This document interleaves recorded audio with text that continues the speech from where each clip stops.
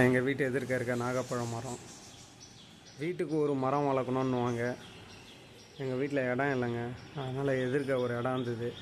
அதில் ஒரு மரம் என்ன கிட்டத்தட்ட 20 மரம் வளர்க்குறேன். தெரியுதுங்களா? நாங்கள் உள்ளே போய் வேட்டையாடுவோம். வேட்டையாடு விளையாடு. இது நாகப்பழம் பறிக்கிறதுக்காக நான் எளிய முறையில் பறிப்பதற்காக நான் செஞ்ச தொரட்டு கும்பு. அப்படியே நாகப்பழம் கீழே விழாமல் அப்படியே பறிச்சிருவேன். இந்த பாருங்க, அங்கே போவோம் நாகப்பழம் வேட்டைக்கு.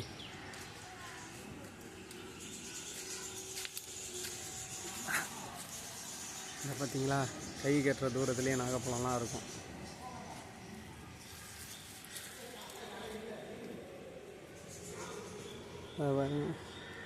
அப்படியே பறித்து அப்படியே சாப்பிடலாம்.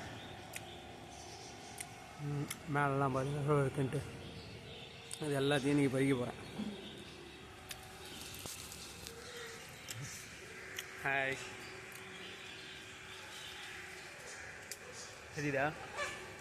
நாகப்பழம் உடம்புக்கு நல்லது.